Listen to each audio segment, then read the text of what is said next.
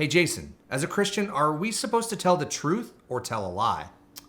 The truth. That's correct. Yes! Today, we're going to look at a concept that I imagine seems quite elementary to a lot of you, but I'd encourage you to stick around because I want to share some applications of this concept that you may not have considered. Let's get into it. Colossians 3:9 says, "Do not lie to each other, since you have taken off your old self with its practices." Sometimes the scripture takes a little studying to break down, and sometimes it's clear as day.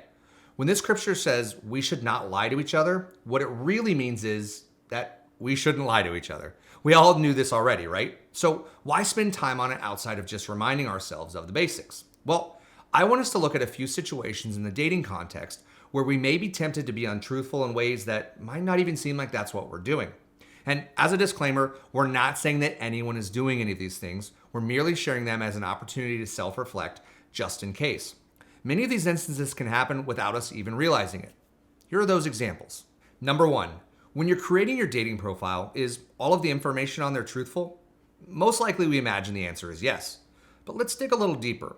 Have you stayed within the confines of painting yourself in a good light? Or have you strayed into over-exaggerating in ways that might mislead others? As we always say, there is absolutely nothing wrong with putting your best foot forward, but it's helpful to really make sure we haven't taken that too far with anything.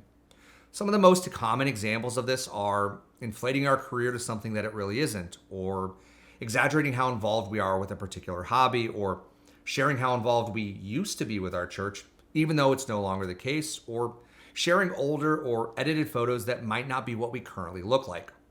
While these might not seem like lies, they are, and they have the potential to hurt other people. And this isn't just the case with a dating profile. The same goes for when we're on dates or having conversations with a match. The temptation to exaggerate to impress is there, but it's not something we should give into. Yes, it might seem like it will get the other person to be more interested in us, but it's untruthful and it's getting them more interested in someone you're not. Number two, when you feel a certain way that you know might make someone else feel bad and you don't want to share it, that can be a tough situation. While it might seem like you're doing them a favor by holding that information in, withholding the truth, or sugarcoating your feelings, that can also be construed as dishonest, and it can also hurt them just the same. For example, if you're chatting with someone and you're just not interested, you wouldn't want to lead them on because you think it might make them feel better.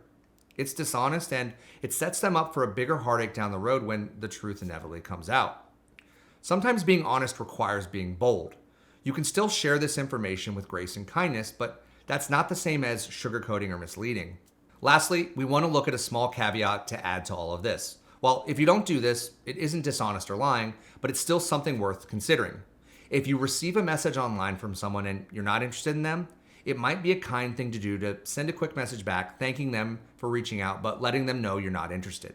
Again, this is not necessary, but in the spirit of being kind, it might be something to consider.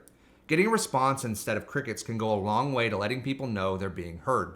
It doesn't mean you need to suddenly start liking them or that you need to explain why you aren't interested, but at least one message could do a lot for someone else.